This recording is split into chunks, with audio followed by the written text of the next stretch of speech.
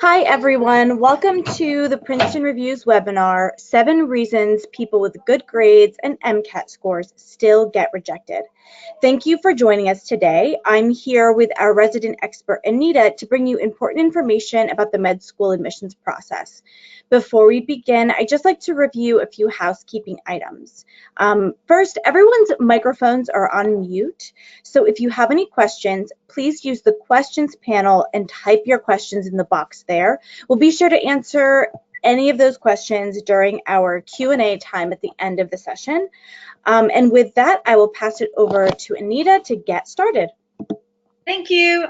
Hi, everyone. So that's always such a kind of a depressing sort of way to start, right? 7 reasons why people with good grades and high MCAT scores still get rejected from med school. But my goal is to sort of try to demystify part of that. So let me tell you a little bit about me, kind of how we got here. So this is me, obviously, and I've been doing this for, it says over 17 years. I'm now actually into my 20th year. I have counseled well over 10,000 students, and sort of my background is I've been on all sides of this. So I am an MD. So I've been the undergrad, just like all of you guys. Everybody always hates pre-meds because they always feel like we're such gunners trying to gather all our eggs. And we'll talk a little bit more about that in a little bit. But I actually started out as an architectural design major and ended up deciding that wasn't the right career for me, picked med school. So I've been through the whole track of taking the MCAT, getting accepted, going through residency. I actually worked for a R1 institution for over 14 years where I counseled pre-med students, helping them about $5,000 a year, helping them get on to medical school. And then I've worked with 5 different medical schools and 2 osteopathic programs, doing reviews, sitting on parts of their committee, in the admissions office, etc. So I do have an MD, my background. I graduated from UNC Chapel Hill for my degree, and my background is family medicine and reproductive health and family planning. I have a master's in education, and I did PhDs at Wake Forest in physiology and pharmacology. Don't be impressed, I didn't want to get a job. I also worked for the World Health Organization for quite a few years and did international medicine as well. And I know a lot of my students are really interested in Doctors Without Borders, or at least creating some type of mission background. And so I have a lot of experience. I still have an office in Zimbabwe, Ghana, and Haiti. So in addition, having been very active in the academy, it's really kept me up to date on what schools are looking for, and exactly this: why the kids that we review, what catches our eye, what doesn't catch our eye.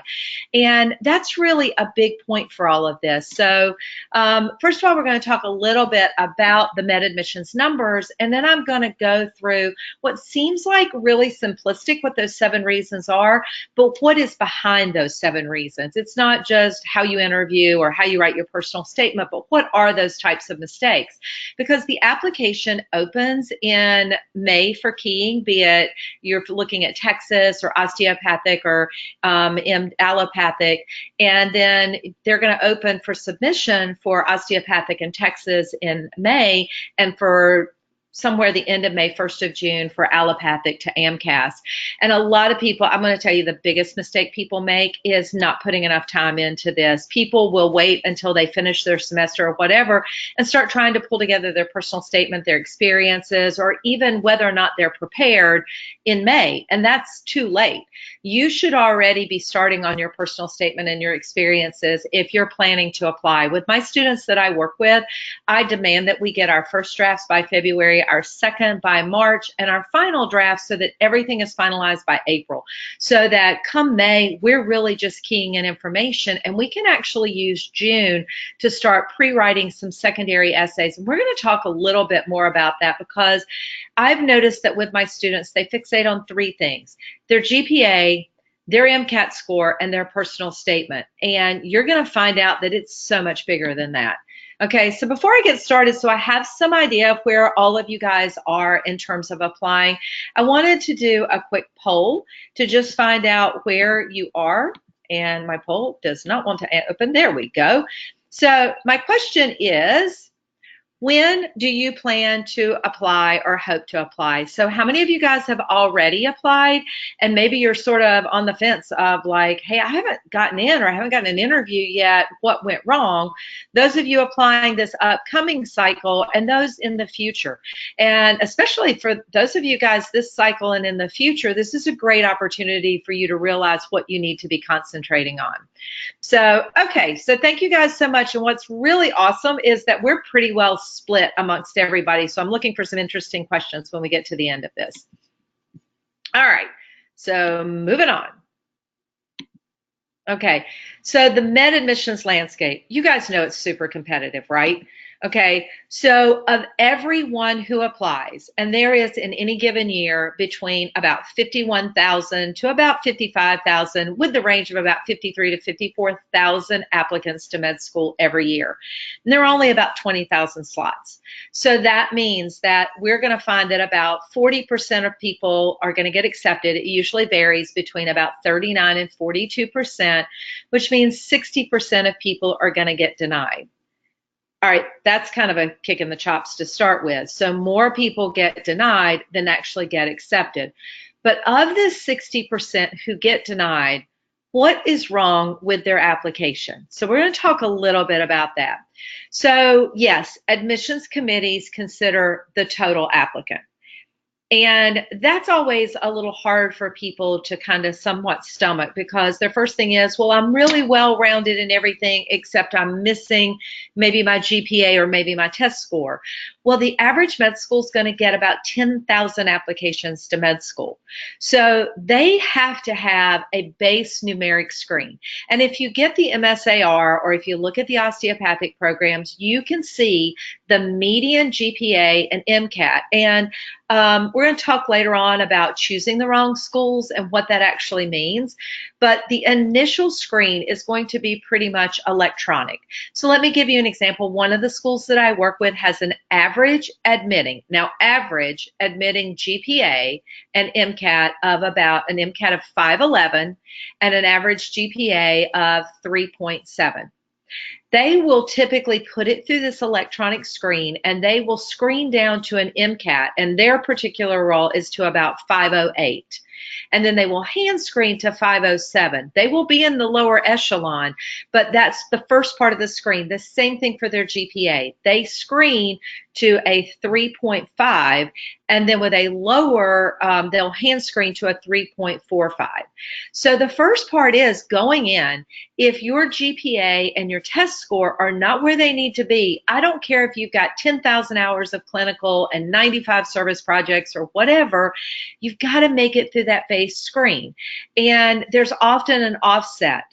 We have people with really strong GPAs, so they'll have a 3.9 or a 4.0 GPA, but they'll have a poor MCAT, something in the lower range around the 500 mark, which is about the 50th percentile, but we know that med schools are looking at a screening range of about 509, which is about the 86th percentile.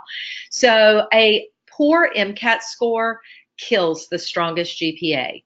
Okay, but if you've got a little bit lower GPA, maybe in the 3.4 range, a really, really strong MCAT, like a 516 and above, will help offset that GPA, because it's a sign to us that you have mastered the material, but there may have been something behind it.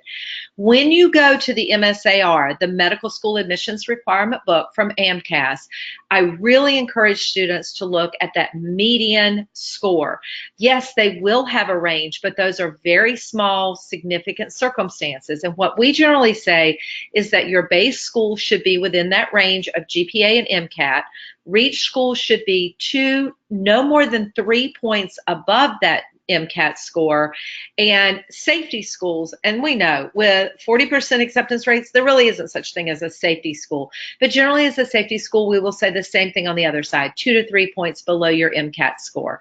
There is also some understanding that some med schools may push back from extremely high MCAT scores, thinking that those kids will be accepted somewhere else. So you really do need to put a lot of thought into where you're applying.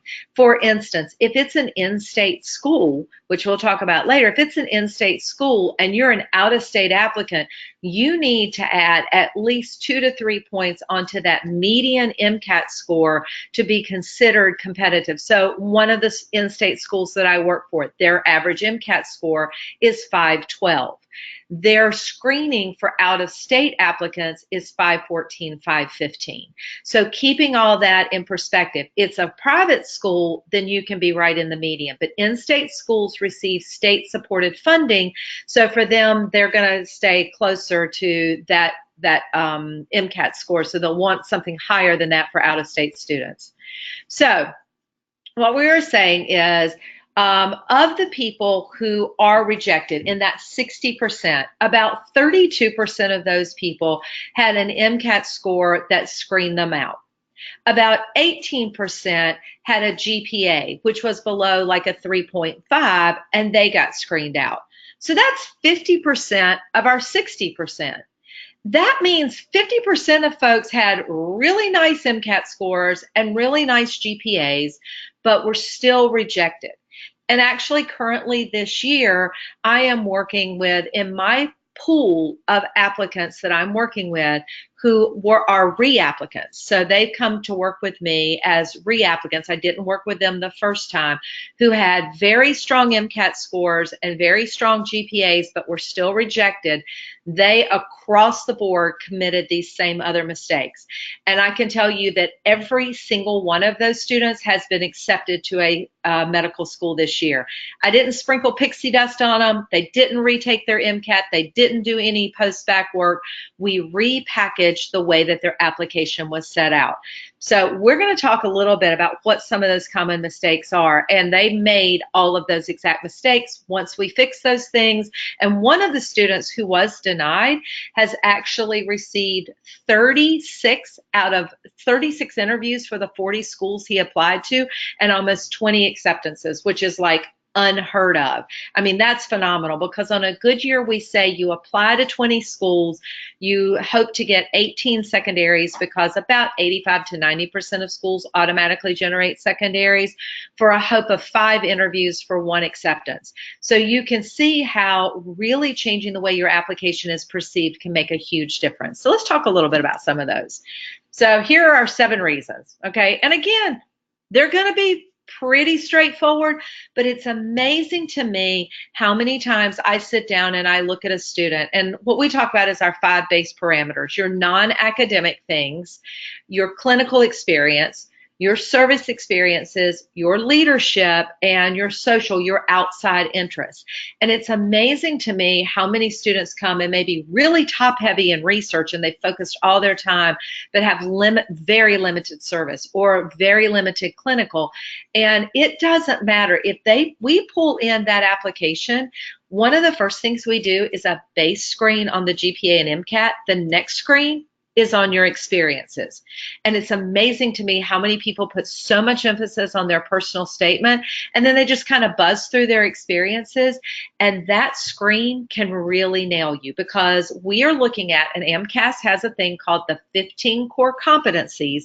And those are the attributes that they're expecting students to have demonstrated or gained experience in during their sort of journey to this application. What's difficult is they have 15 experiences, and many students think there's got to be a one-to-one, and that's not what it is. You may have one experience that may exhibit 5 or 6 of those characteristics. You may have one that doesn't demonstrate any. But I can tell you that I work with one particular school, and when we sit down in committee, we take the experiences and we literally go through and check to see if those core competencies have been met. So if you may be really heavy in research, but you don't have a lot of service, or you don't have enough clinical hours, it may weed you out right off the bat before we ever even look at your personal statement.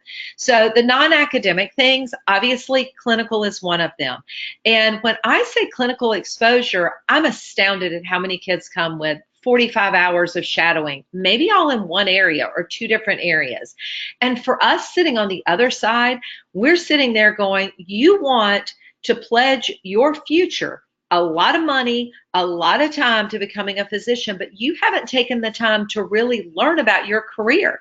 So we recommend that you've gotten at least 100 hours of shadowing in 3 to 5 different specialties. And we really want to see one of those being primary care, but we want to see people looking for even more than that, because that's kind of our baseline. But if you've got 200 plus hours, maybe you've volunteered at an indigent care clinic, maybe you've done a medical mission trip, maybe you have been a volunteer scribe at a specialty clinic, you've gotten specialty and primary care experience, taking that time. And then another is really looking at potentially getting paid clinical experience. Paid clinical experience always trumps the other, because we know that you've gotten out there, you've rolled up your sleeves, and you've engaged in patient contact, maybe becoming a medical scribe so that you're actually having to listen to conversations with the physician, witnessing those interactions, becoming an EMTB and following a patient from the scene of where you pick them up into the hospital, and even better, becoming a medical assistant, where you're actually working directly with patients. And the key thing is learning and understanding that they're not patients, they're people, and they have families around them, they have concerns, they have other things that impact what they're doing.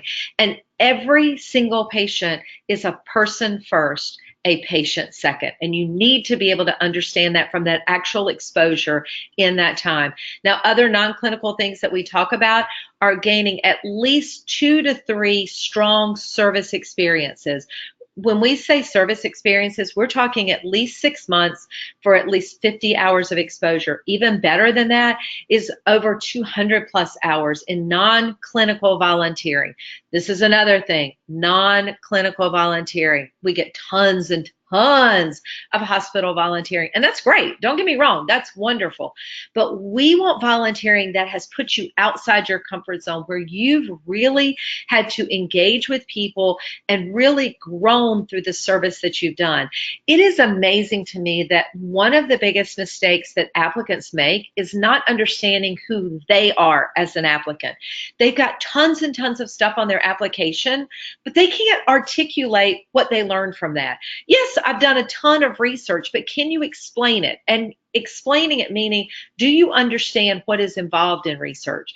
You've got lots of clinical shadowing, but can you pinpoint specific experiences that really articulated with you, that really helped you understand that physician-patient-person interaction, that you've done service that has touched your life? I know my little with Big Brother, Big Sister has touched my life in ways that I can't even explain. I've learned so much from her courage and her journey that I think trumps any experience that I've given her. So other non-academic achievements we think about are study abroad, but not just studying abroad, but maybe your own personal family heritage, maybe your travel and places that you've been where you've gained exposure to other cultures.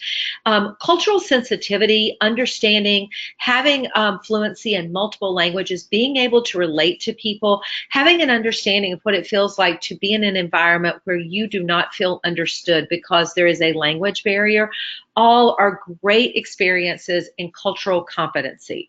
TAing and tutoring, be it as a paid job as a paid TA or tutor, the big part about that is it's great experience, but you've got to learn how to read people and to explain information.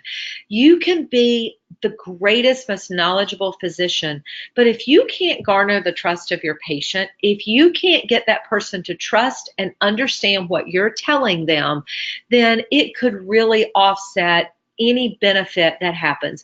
Maybe you're treating somebody for an infection and you don't explain the treatment, or you give them a treatment they can't afford and they never even pick it up at the pharmacy when they get there and it costs $185 and they don't have that money. Or if you give them a treatment and you do not explain the importance of why they need to take the full full dose. This happens with us with strep all the time because we give people a treatment, and with 24 to 48 hours, you're pretty much no longer shedding. You're no longer infectious, but you need to run it out so that you get any resistant organisms, so that when it reoccurs, those resistant bugs are not what you're after. That's why we have to keep changing antibiotics. But if you don't explain to someone, you're going to feel better in a couple of days, but this is why you need to take it. The role is not just to administer treatment, but to educate and to partner with your patients. Research, we've already talked about this. When I have lots of people who come to me with school lists, and I know everybody wants to get into a top 20 school or whatever, but your residency placement is going to be determined by your board scores and your clinical experience. And so if Hopkins and Harvard are on your radar, but you have no research, if you want to apply to a top research school, you better have, and the bare minimum is 6 months of research. Is research required to get into med school? No. But if you want to aspire to get into a top-notch research program, we say a minimum of a year, ideally 2 years. Leadership, some type of leadership. It doesn't have to be a directed title, but roles where you took a significant part in guiding other people, gaining their faith, having them trust in you, but also working them into your team. Can you demonstrate that? Because I'm going to tell you, secondary essay after secondary essay are going to ask you about these experiences. Okay, so there are a lot of people who often deal with this whole, am I qualified but fail to stand out? There are too few spots in medical school to accept everyone, and you have to stand out. You have to find a way to be unique and demonstrate what you bring to both a class and a profession. When we are reviewing applications, we are looking, does this personal statement stand out to me? Does it catch my attention? More importantly, do their experiences demonstrate a uniqueness of the person and that they really do understand their journey? I cannot emphasize this enough. You've got to know who you are and what your strengths are, because you've got to articulate it in your primary. You're going to have to articulate it again in your secondary, and you've really got to be able to emphasize it if you are granted that all-important interview. Because as we're looking at all this, we're going, how does this person fit into our type of class, and are they going to make a good physician in the future? If you don't own your experiences and know why you're a good candidate, we're definitely not going to know it. And being able to fill those gaps is so critical. So along those same lines, how are you unique, okay, in your journey, your personal life experiences and your background? Did your parents immigrate to this country? Did you immigrate to this country? Are there things that you've overcome in your struggle, in your journey? And not just that, I grew up in a medical household, and so I watched what it was like to be a physician. Been there, heard that. That's not the uniqueness of your journey. It's the things that you've gotten involved in. And I know for so many students, the goal is get to your junior year, apply at the end of your junior year, so as soon as you finish school, you have got an acceptance and you're ready to head straight on. And I am well aware, trust me, well aware, got the MD, got a couple of PhDs, got a master's, been there, was in school forever. I get that it's a long journey. But one of the things we admire the most are students who can look back and go, I need to get more experience. I need to get more understanding. My daughter graduated college at 19 and a half. She was headed toward medical school, but she knew that she didn't have the experiences and the exposures to do the things that she needed to do. So she went out and worked before making that decision. My son chose to go to Europe and backpack and spend time getting exposure to other cultures and other countries. So give yourself a time to develop a journey, whatever that is, okay? Be unique in your activities, okay? Again, like I said, everybody volunteers in a hospital. Great, great experience, not unique. Find things that you get involved in. Maybe if you create an organization, maybe you take additional time to do a unique international medical trip. Maybe you have a unique job or a background in something that you've done. But what I encourage folks to do is to sit down and do a timeline of their life and see if they can pick out the things that have truly impacted their journey. We're going to talk about that in a second. What about your personal interests, your hobbies? I always love when I start working with my students, one of the first things is I do an inventory of all of these things they've done, and then I get to their interest. And it is so cool to find some of the really unique things that people are interested in. It's going to bring diversity to my class, but it's also going to make relatability as a future physician, because you're going to be treating patients who have all kinds of different interests. Like for me, I'm a huge sports fanatic. I love, love, love cars. I love F1 racing. I'm always working on my car. I'm a big yoga enthusiast. I'm a big runner. I used to be really big into ceramics and clay throwing, but haven't had an opportunity for that. I love stained glass. I've got stained glass pieces all over my house. What are your outlets? What are the things you like to do?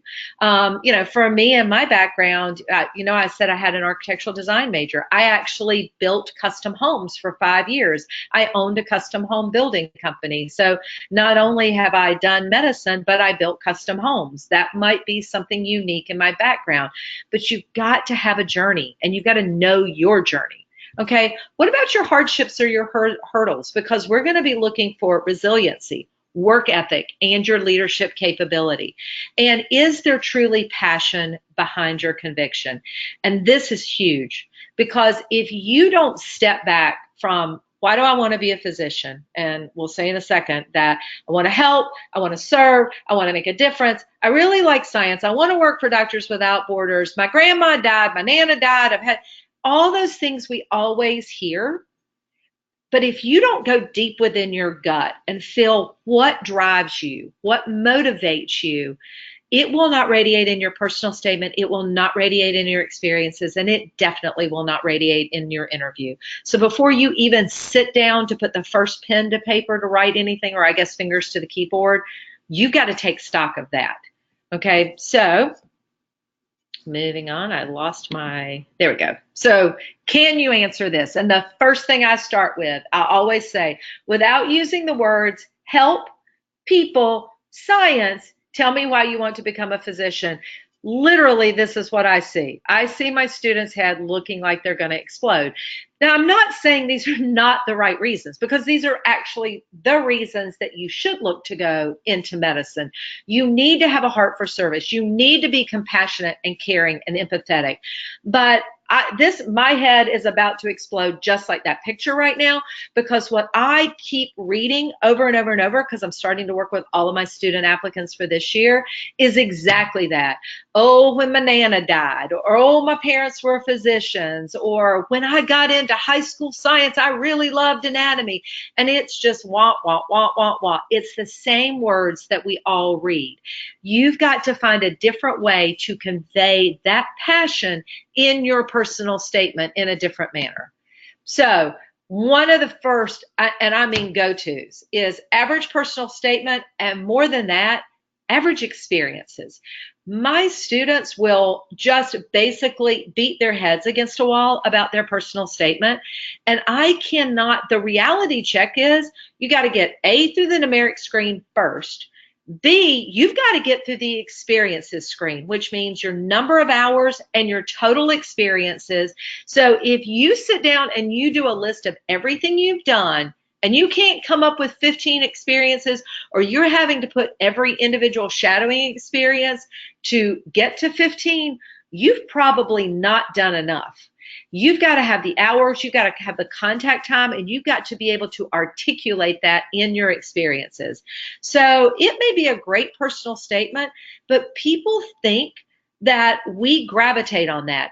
If we spend an average of about 3 minutes per application reviewing the application, do you think I'm spending all 3 minutes on that personal statement? No. We're skimming the grades, seeing where you are. We go next to experiences to see if they even meet the metrics, and then we look at the personal statements. So pre-meds are not always naturals at articulating or creating this dynamic, impactful writing. So you want the reader to be convinced to why you want to be a doctor, but don't convince me of that with, I really want to be a doctor, or I learned compassion, or I learned empathy. You need to show your journey in your personal statement. We have all kinds of tips, but people struggle. There's like, but it's 5,300 characters. That's exactly. We want to see if in 5,300 characters you can articulate from the gut things you've done to convince me that you understand your journey and your fit. Okay, and that's the same thing for experiences. Mistake number 4, oh my goodness, poor letters of recommendation. I cannot say enough. Not only choose wisely, but choose the way you approach your letter writers. Okay, the first thing is, if you're applying this year, you should already be getting your letters of recommendation. You need to focus to try to get at least 2 academic science letters. They should come from professors. Oftentimes people go, can I get my grad student or whatever? It's generally not preferred. Okay, but it should be people who have experience teaching you. They can articulate about you. We encourage students to get a non-science letter, unless you're using a committee that has very strict deadlines, and then you can put those in your committee letter, but also have these available because some schools do have kind of bizarre specific experiences. Almost all want at least 2 academic, ideally science. I encourage students to get a 3rd non-science letter because some schools want that. And then 2 to 3 additional letters, a clinical letter if you have one possible, especially if you're applying osteopathic, there needs to be a DO letter, cover your bases. If you're applying to an osteopathic program, we want you to understand why you're doing it, not just because lower GPA, lower MCAT. The other things, maybe someone who's worked with you closely in service, or if you've worked on your journey, maybe someone who's worked with you, if you've gotten strong leadership skills through something, or maybe your research. But when you go to ask for those letters, you should include your resume, your personal statement if you have it, ideally 3 to 5 key bullet points of things about you, so that when we write your letter, we can go, Susie Q has done X, Y, and Z, and it's very easy for us to recite that back. If you're asking a professor, when you reach out to them either by phone or in person or by email, tell them what you're doing, when you were in their class, the grades you earned. If it's like me, I average 300 to 500 kids in a class. I can't remember all of those students. So make it as easy as possible. Give them a deadline if it's different from your review committee, but ideally I say by April 30th. The reason being, a lot of professors leave for the summer and a lot of professors are going to be late. And so if it trails into May, you've got some leeway.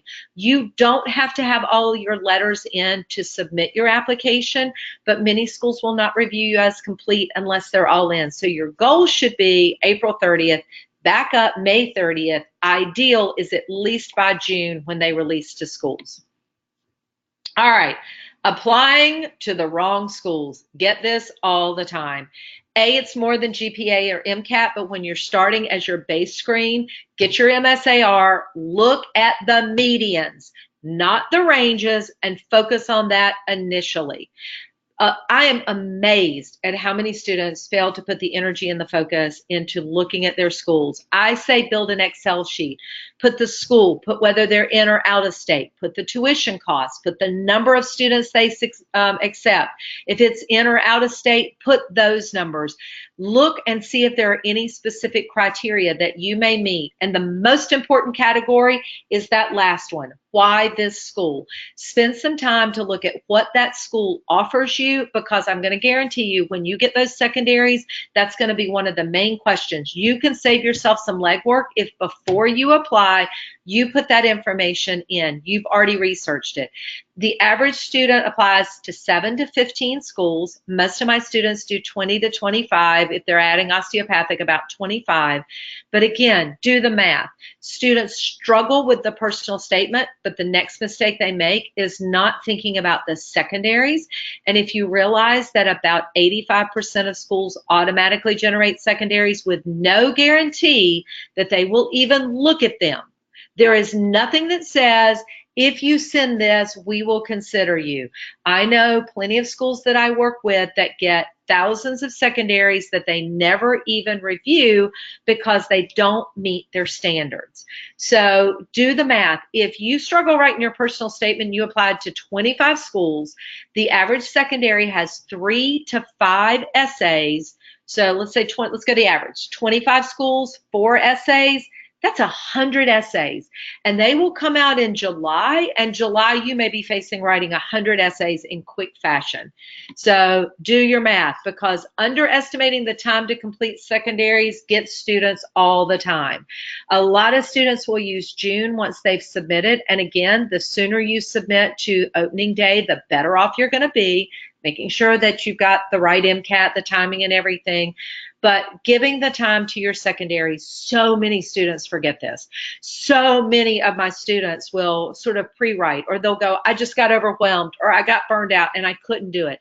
Because the rule of thumb is, unless they give you a deadline, you want to try to return these within 2 to 3 weeks, ideally by into August, when most med schools really start reviewing these, and be very, very careful of copy and paste. So a lot of schools will ask tell me about a time that you had to overcome a struggle or something that you failed at. And maybe you write it for one school and you reference a school and then you copy and paste it and you go, oh, I can use that essay, and you copy and paste it into another secondary, but you've just applied to Harvard, but you're talking about a time you failed and how great that will help you at Georgetown. And trust me, it happens all the time. So don't underestimate the secondaries, be realistic, and really understand why that school. You're going to be spending a lot of money and a lot of time there, so make sure you've done your research. All right, so most successful students pre-write some of their essays ahead of time. They start building their hurdles, or they build their why medicine, or they build their diversity statement. Outline your journey and start creating as small a list to know where your connections are and understanding why this school. That is, I cannot emphasize that enough. And then the last mistake, I know will probably not come as any, but I am amazed at how many people blow the interview. I mean, it's like talking to Bambi staring at me in the headlights. Really not understanding who you are and what you bring to the table is an unbelievable mistake of so many students.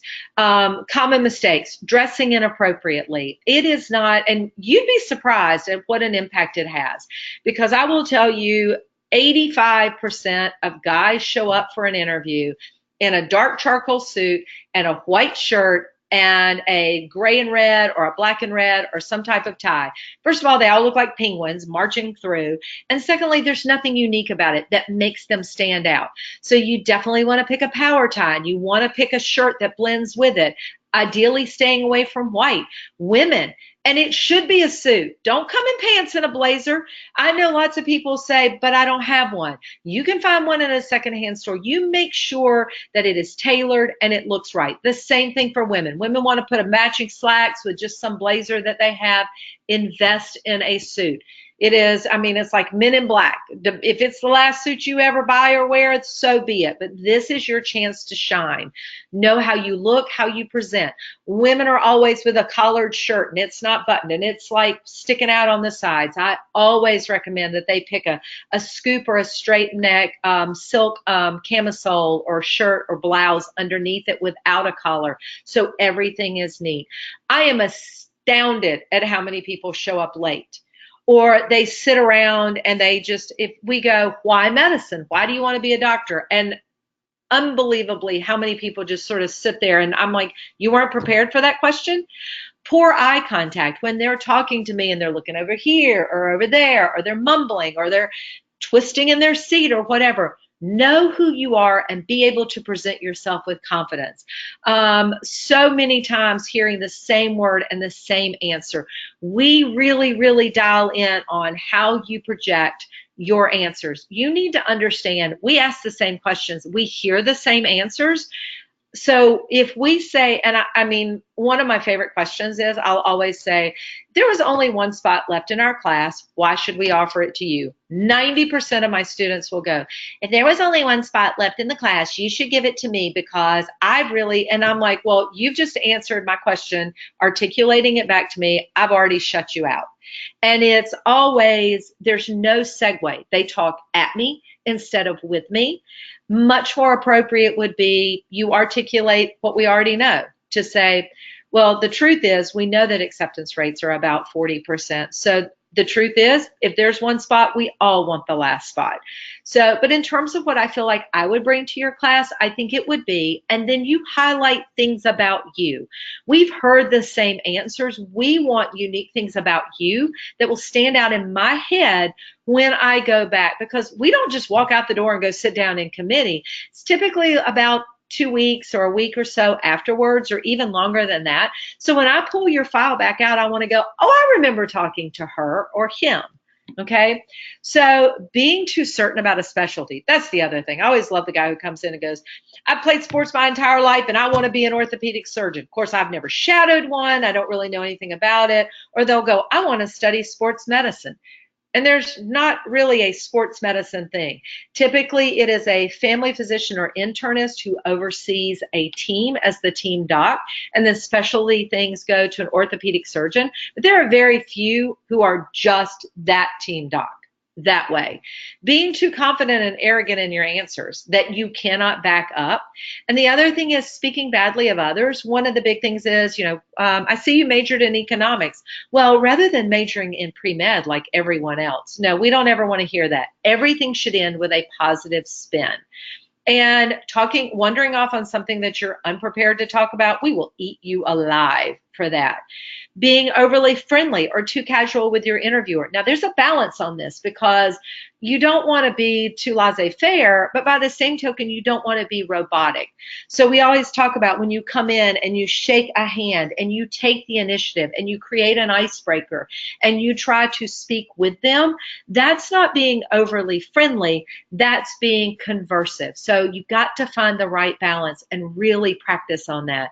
And then the other is answering questions too quickly without answering. Huge mistake, because I will ask a question and it's always like word vomit. Like the people feel like they've got to get that answer out first thing. One of the questions we often ask is 14-year-old comes into your office for a sports physical with her mom, and her mom steps out of the room and she says, I was wondering if you could possibly prescribe birth control for me, but please don't tell my mother. And I'll say, what will your response be? 99% of the time, well, I guess I have to consider the laws for the state. And then I've got to think to myself, why does she want birth control? And I'm like, why does she want birth control? She's either having sex or she's already had sex. But you're missing the whole point of all of this. You need to step past just administering medicine and think about the 14-year-old. Why is she asking this question other than having sex?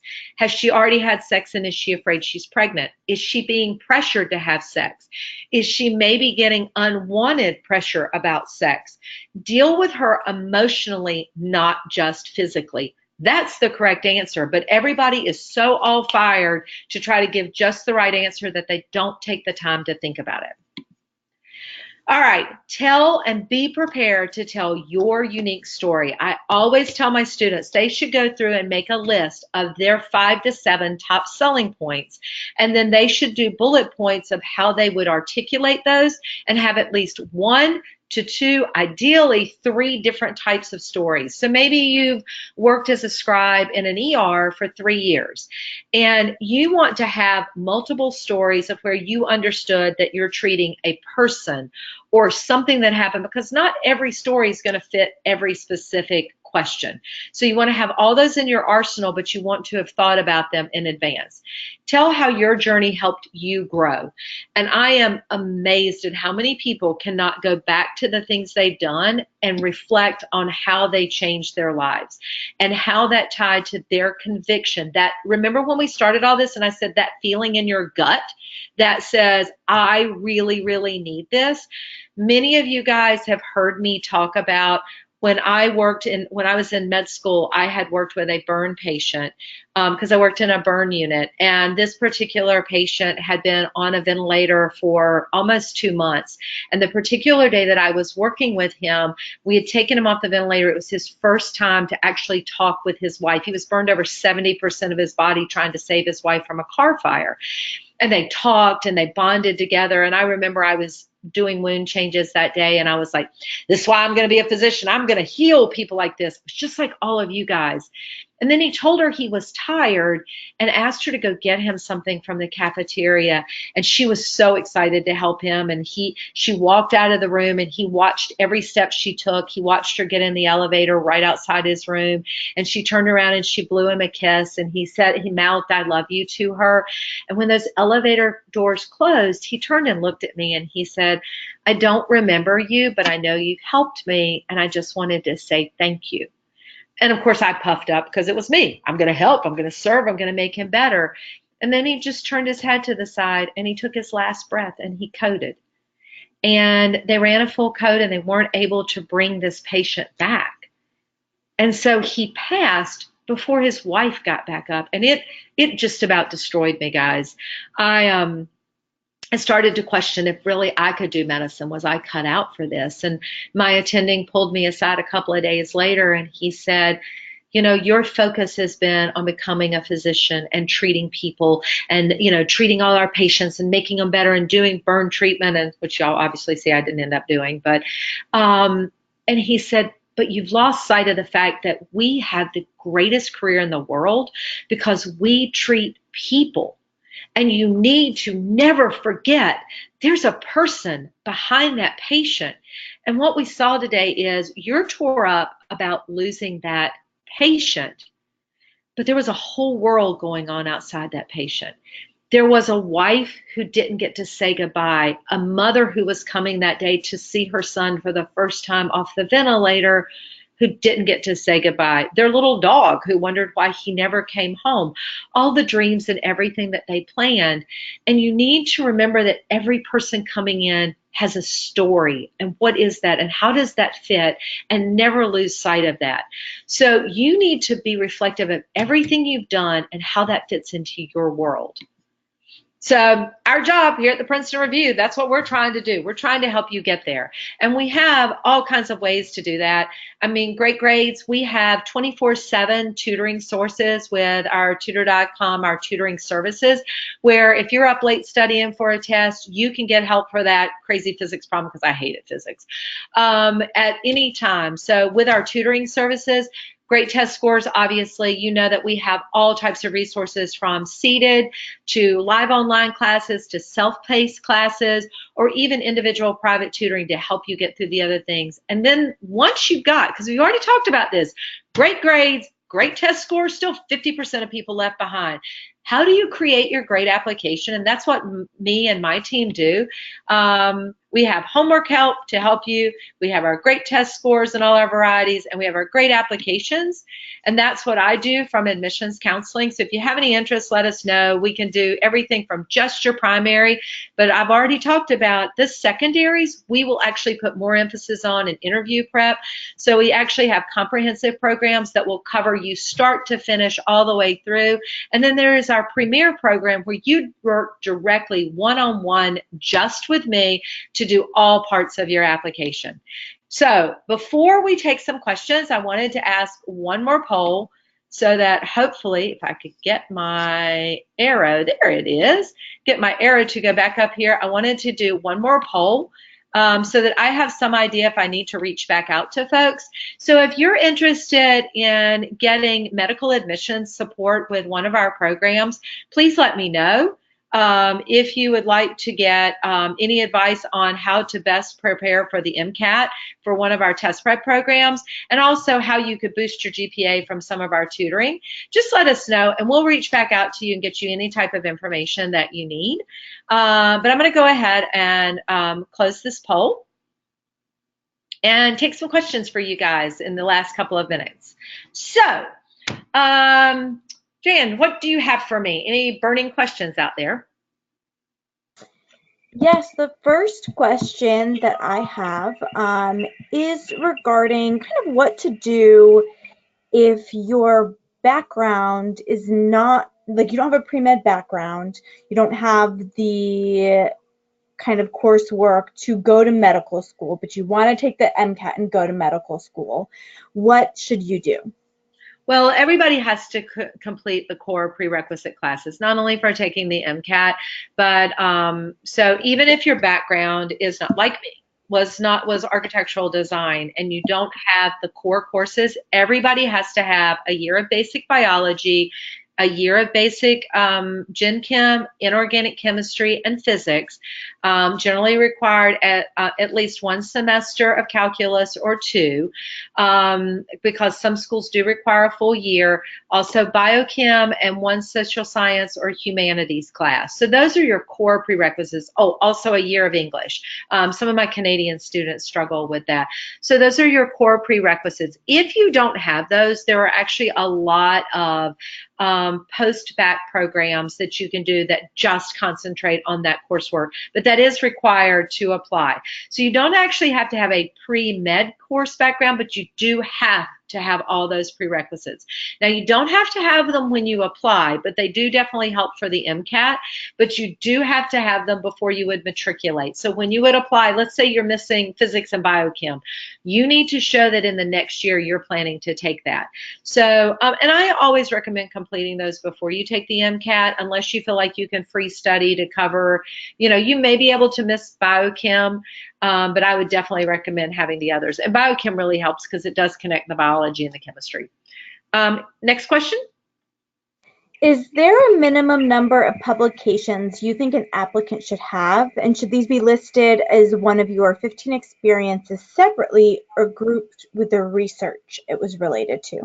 Yeah, well, there is no minimum on publications, and this is the big thing. Now, if you're looking to do an MD, PhD, or you're looking to go to a heavy research institution, but people put so much emphasis sometime on, I've got 500 hours of research, and then they don't have the clinical, and they don't have the service, and they don't have the other stuff, they're going to get screened out.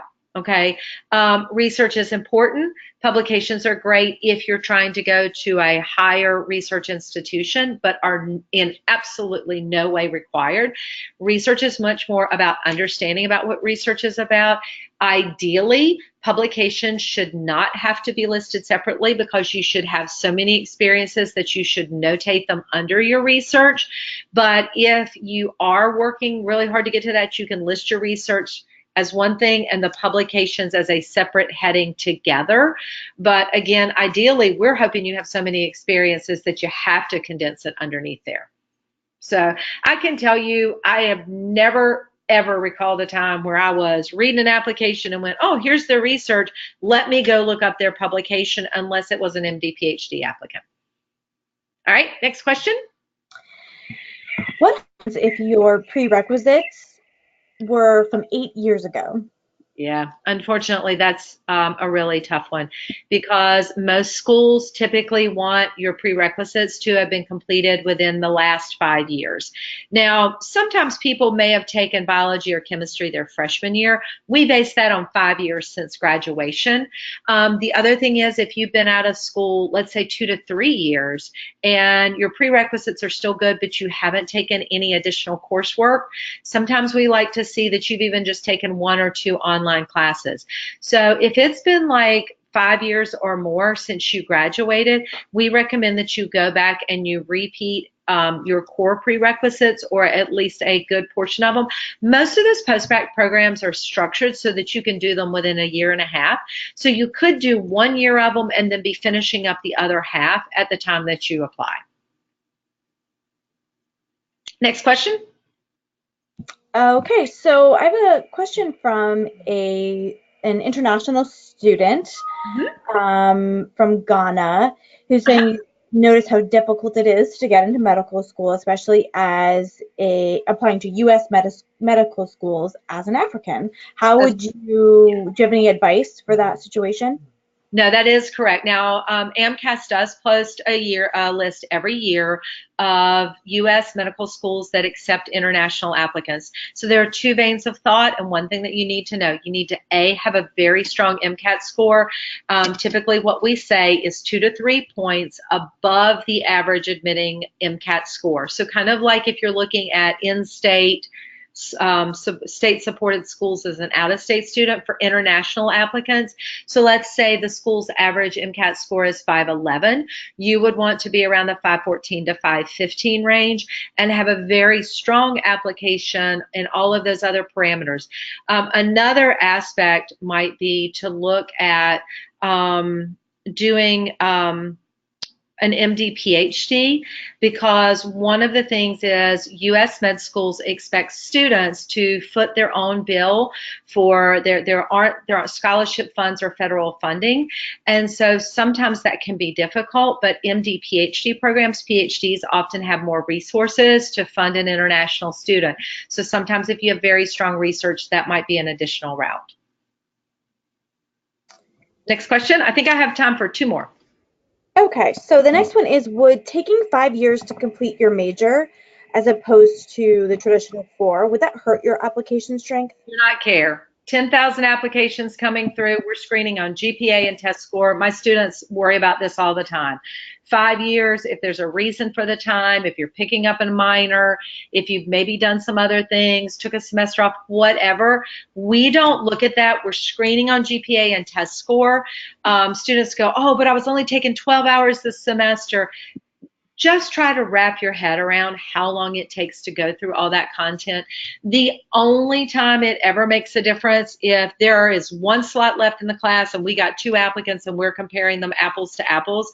That's where maybe if you went to Hopkins and you went to a small school, Hopkins may have more weight, or this student graduated and took, more classwork, or graduated in X period of time but gained additional experience. That's the only time it really comes into play. Okay, you got one more for me? Yeah, we'll take one last one.